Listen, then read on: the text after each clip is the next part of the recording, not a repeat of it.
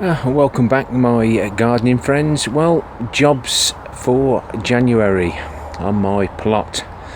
Well, we've still got a few bags of leaves left, so I'm going to be putting this PP,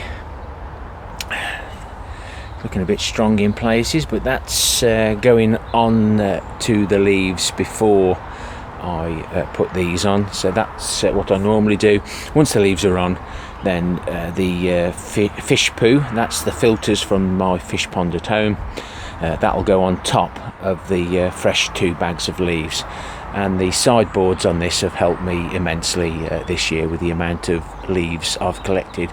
In total, we'll be having 22 of these 1-ton bags into the bin, so I've got to keep continuing to do that. I picked up a bit of scrap wood.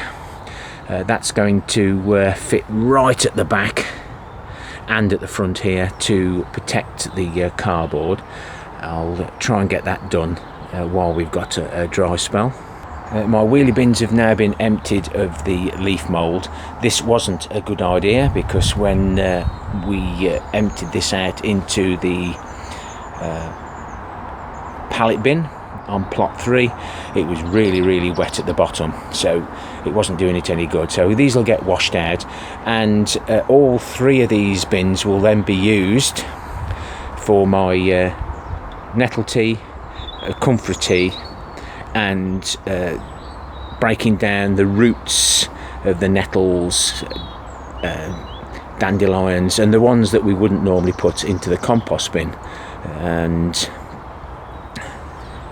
this bin here, this is all the liquid from the compost runoff bin. As you can see, we've got loads, and I'm trying my best to make sure I'll keep on top of this. This isn't as dark as the manure runoff, but it's still got lots of goodness in, and it's continually dripping throughout this time of the year, because the bin's full to the top of everything we collected over the summer and winter. This is the comfrey. Now, I should have done this way a long time ago, but it's been sat there and it still hasn't been sieved because of everything that's been going on. The left hand barrel is the comfrey food. There's still quite a bit in there, and same with the nettle. Because of the new raised beds, I'm going to be feeding the beds, the no-dig beds, before the winter. So what I've got saved now and throughout this year for next year will go to rejuvenating the soil after the plants have been there. And you can see the comfrey has just started to poke through the mulch. I did that just to make it look pretty. This is one of the bins, but water does get in, so this is the reason for using the wheelie bins. The water can't get into those. This is where I put all the roots, so the roots from the cannabis, compost, and all things like that. That was suggested to me by one of my in one of the comments by one of my viewers, subscribers. So I've took that on board, and it saves. It does make a liquid up. It's starting to go dark. It probably just wants a bit of a stir. So this is one of those things that will be in the wheelie bins. And this is the one with the nettles. As you can see, we haven't had any water ingress into here. So I'll be using my waste paper basket. It's a metal galvanised one, or painted. It's a few years old now, but it does the trick. So put the liquid in here, all the solids stay there, all the other material seeps out the side. And because one of the other jobs is to get this taken down, because it was dangerous, filled with 1,000 litres of water, roughly 1 tonne. It wasn't stable, so it is rotten in these corners, so I should be cutting it down to there. I'll bring it down and we'll sit it on the ground, and that's where I'll collect the liquid, and we can turn the tap on, fill the barrels, and top up these barrels and anything else that we've got spare until I get plot 3 all done and dusted and sorted with the raised bed, so it can be poured directly onto the soil. Now, this is where I got a volunteer asparagus plant, and it's done well the last couple of years. and it's just taking over and don't get access no more when during the summer. I've took some seed from it and I'm going to lift the root, and depending on what I find, I'll pot it up, and then in maybe 2021, 2022 actually put it into one of the permanent new raised beds. But I can make use of those beds over the next couple of years until the plants are established. So the plastic IBC that we spoke about up there, we're going to repurpose it up there to sieve the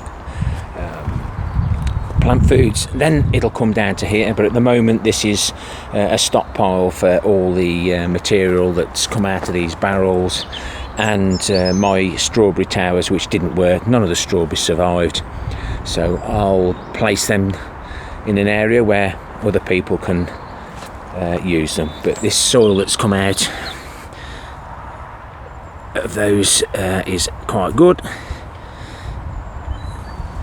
and because I put stones in the bottom for drainage, I've got to sort that out. I don't want too many stones going back in. But this area then will have the IBC for another manure runoff bin, and this has been really productive as well, mainly because we've had so much rain. So it is a little bit thin on the ground, but these cans here were the first cans I took out, so they're the strongest. Then we filled this 45-gallon drum up with it, and I've had to start filling this one up. So there's plenty of liquid there to apply to the fruit trees, fruit brushes, and anything else that would like a good nitrogen feed just before they start growing. Another one of the jobs for January for me will be cutting back the autumn fruiting canes, and in previous years people have suggested, or someone suggested, to save these and use them for the peas. They've got lots of little branches hanging off them that the peas would love, so I'm going to try that. I'll cut them down, cut them to length, and we will see how they do. Repurpose them for now. Has anyone else tried to use the autumn raspberry canes? And the blackberries, they will also be, I'll be looking for some of the old wood in the blackberries. We'll probably take this one out, it looks dead anyway, but we'll be looking for all the dead stuff and keeping all the lovely green material. That one on the end there, that's also gone. And again, the blackberries that we didn't pick, all the seeds are in there if anyone wants to propagate them. So we'll move from plot 1 to plot 3. I'm not going to open the cage, but I do need to get all that rhubarb from out there because of all the extra fruit and currant bushes that I've got that need to be in the fruit cage. I'll probably get about 3 or 4 bushes down there, so I need to get that done. These containers need to go to plot 1 for some more fruit bushes. That will be where I've removed the strawberry containers from. I think I'll be more productive having some gooseberries and some of the fruits instead of the odd strawberry, and they should be easier to water. Those pallets there will be going in an upright position at this end. This is going to be more for a February-March job, but I need to move them, so I may as well put them into a permanent position if I get time. They'll be upright there, and the guttering, 4 metre guttering for my long root vegetables for Malvern show, I'll be positioned there, and we'll have one of these barrels positioned on up here with some supports, so then it will be gravity fed. So once those 2 pallets have gone, I can make a start on the first 2 raised beds there. Then I'll bring the rotavator up, rotate this, and start moving soil from into the beds using all the materials we've been collecting over the last 6 to 8 months.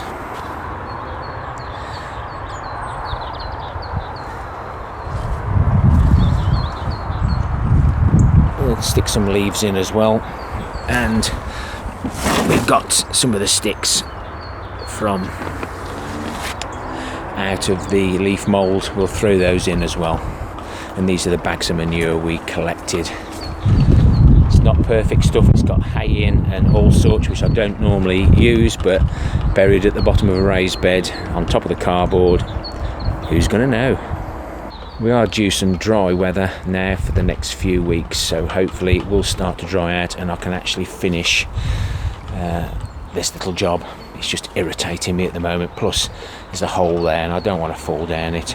I need to just bring that up and around here and finish this off, and then if I do happen to see some wood chips, I can get them down and it'll be a nice tidy job. Nothing much to do in the polytunnel. At the moment it's a storage area for some of the cloth sacks, just trying to get those dried out. Some of the plastic sheeting, I'm going to bring a few more pallet collars in to start drying, and then we can start and think about rejuvenating the compost in here with some of the liquid plant foods. And down the middle here will be all my eating tomatoes. I'm not growing carrots in the polytunnel again. And the giant tomatoes, giant cucumbers will be in these containers with anything else that I've got surplus.